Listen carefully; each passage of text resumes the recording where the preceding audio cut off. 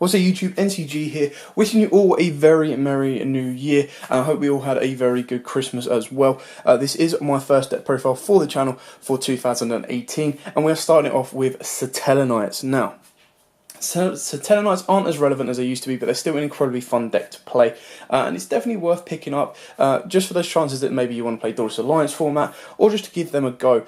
This kind of art type itself is very, very cool. They are the descendants of Constellars, and they're still quite powerful. Now, their main power play in this deck at this moment in time is Satellarknight Trevere, and what you've got to do is Trevere kind of bounces everything on the field back to the hands, and you can get nice little loops with him. He can be very, very powerful and very, very useful, but on the other side of that, it does mean you can't commit too much with the board with link monsters and stuff like that, because not only does Trevere have its lock that you can only special summon Tellarknight monsters after it's XYZ summoned, but on top of that, anything comes back to your hand, so you can't commit too much with your link monsters because they're just going to get reset back into the deck. Anyway, I'm going to take you through the deck profile and I'll show you what we've got and kind of how we play the deck out. Now, there are a couple of variants running around out there. You can play stuff like Scapegoat, but that does require you to kind of take a turn back. So Scapegoats, obviously, you need to go first, set it, and then kind of move your place forward. So what I've done with this deck is I've kind of balanced it between going first and going second. So we play triple Satellarknight Deneb. Now, this is your search of the deck. Obviously, this was the expensive card back in the day when cards were about 15, maybe 25 quid each, and this was a very, this still is the most powerful card in the deck. It searches out anything you need. Altair is your reviver from the graveyard, brings back Satellarknight, but then you're locked into Satellarknights for the rest of the turn. Triple Unakalai, this is your Foolish Barrier of the deck. You just send from deck to grave another Tellarknight monster, and obviously that kind of helps extend your plays, especially comboing off with Skybridge. Double Vega, some people play 3 Vegas. It's not as useful at 3 in my personal opinion. It can get quite cloggy, but 2 is more than enough because you can search it and make your plays there. The cards I like playing and not many people do choose to play is Satellarknight Alsham. You can bump this up if you want to, but when it's summoned, you basically burn your opponent for a K, and it's a hard once per turn. But it's just a nice little one that if you're in time or anything like that, you've got a main deck kind of loop where this could possibly win you the game.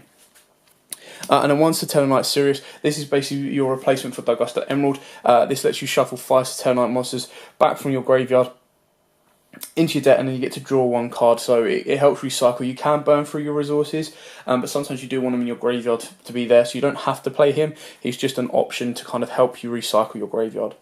Then I've gone for a balance of 2 Ash, 2 Ogre, and 1 Maxi. Now, of course, you can play these all at 3s if you want, well, apart from Maxi, of course, but 2s kind of balance it out because I have put 2 Twin Twisters in, which, again, can come out if you want to bump these all up to 3s. For the spells, we play double Satellarknight Skybridge. Incredibly powerful card, obviously lets you tag out one of your Satellarknights for another one and extend their plays. It also lets you get around targeting effects sometimes, which is quite nice. Double Twin Twisters, sometimes putting more stuff in your hand into the graveyard can help extend your plays because you play stuff like Call of the Haunted and Back to the Front. And on top of that, dealing with your opponent's back row because a well-timed Solemn Strike or Solemn Warning can really disrupt this deck. Double Pot Desires, you play the majority of stuff at 3, so Pot Desires could be very, very helpful in the deck just to give you that +2. Obviously, what you don't want to be doing is banishing 3 of any of your monsters. 1 Dark Hole can easily be a Regeki. 1 Soul Charge, because Soul Charge can actually extend your plays massively.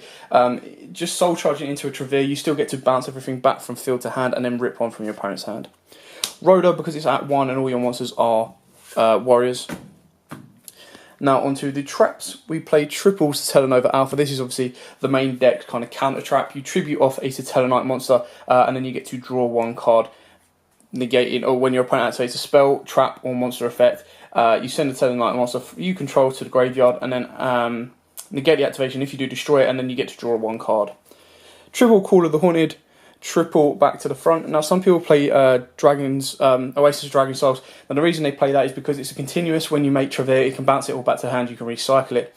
The reason I like to play Back to Front is because it doesn't turn them into worm types, so sometimes if any of my extra deck monsters require warriors, it takes that confusion out of it. Plus, Back to Front can be quite useful because it means my opponent can't activate Twin Twizzers, Cosmic Cyclones, or anything like that to disrupt my plays.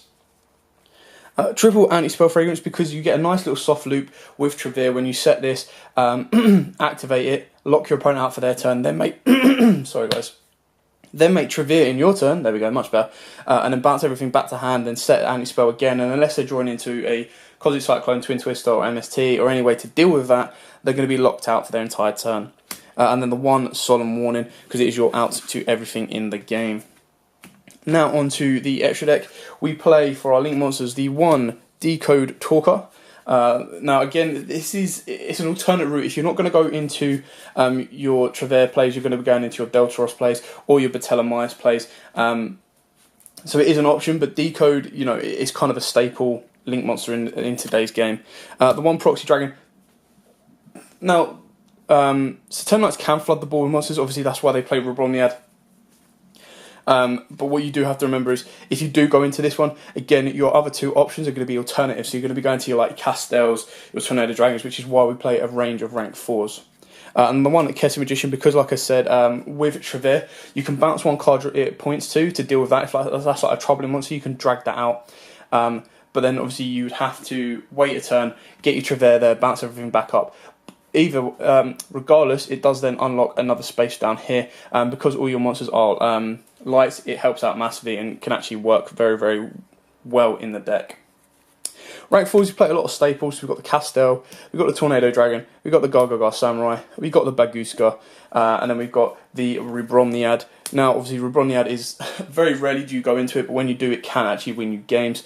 Your other rank 4s are just alternate staples there. Now, your rank 4s, you want them on the board to be doing something specifically, because the chances are that you're only doing this to kind of slow your opponent down, stall them out, and then get into your Travere play, which everything's going to be bounced back anyway, or you use them for link materials to kind of boost up your boards until you get into your Travere play. So you want to make sure that they all kind of, they don't need to remain on the board to kind of get the most out of their effects. You want them to be like a Castell, normal summon, detach 2, it's done its job, it's now useless. Tornado Dragon, detach during your turn, detach during your opponent's turn, and now it's useless. Your Baguska, slow your opponent down, now it's not so useful because you want to use your effects, get rid of it and move on. Then we play, obviously, the standard Satellarknight lineup. So we play the 1 Satellarknight Constellar Diamond. Not many people play this. You can do if you want. It's still incredibly powerful. It's a nice 2700 beta, and then obviously deals with any dark effects. So he's quite specific. You can take him out if you want, but I like keeping him in because I like keeping the Constellar and Satellarknight family together. 2 Dark Tellarknight Batellamais. This is a shame we didn't get this before the links came in. Like, we got it in Invasion Venom, but I mean, like, before we lost Batellamais. And Batellamais should have been the requirements of 2 Satellarknight monsters rather than just a generic rank 4. And then maybe it would still be around just for the Tellarknights. We'll then play the 1 Satellarknight Deltaros. This is a detach and pop, and then obviously it has the recycle effect, bringing from your deck, when it's destroyed. And then, of course, we've got the triple Satellarknight Travere. Now, obviously, you can rank up on top of this. You can make this quite easily with Batellamais now as well. And then, obviously, he bounces everything back from the field to the hand, and then you rip 1 from your opponent's hand, which can be very, very powerful and very, very good. And not to mention, on top of that, it's got its destruction effect as well, that it gets to revive from the graveyard. And then you can start your chains back off again. So, Satellarknights do provide you with a lot of sustainability and a lot of recovery, should you need it, but only when you get into them. Anyway, so it's very short, very simple, very to the point. Tellarknights are an incredibly fun deck. I really, really like them. Now, I definitely advise, you know, for a bit of fun, if you can pick them up relatively cheaply, they've all had like mega pack reprints and stuff like that, to do so. And give them a go, see how they feel, try them out online. Again, like I said, they're not as relevant in this meta at this moment in time, but should they receive a link monster, and like I said, a link monster needs to be like unaffected by monsters with less attack than Travere, or attack less in itself so it doesn't get bounced with Travere, stuff like that. But it can be very, very powerful, very, very useful, and can kind of help the deck move forward a little bit like that. Anyway, thanks for watching. Like, comment, subscribe, share. Hope you all had a very good new year. We will be bringing you more videos. There's loads of sets coming out in January. You've got the new Fairy decks. We've got the new Extreme Forces coming out. And then, of course, moving on through February and March, we do have the new, I believe the TCG here in Europe gets the Yugi and Kaiba special edition sets that you guys over in America got. We also get Kaiba's Mega Collection in March. We've got the new Pegasus set, the Millennium set, I believe it is. Duelist Pack, that's it, that gets Thousand Eyes, Ancient Gear support, Barrel Dragon support, so that's going to be awesome. And then that's not even up to Flames of Destruction, and then from there on. Anyway, like, comment, subscribe, share. Till next time, guys. See ya.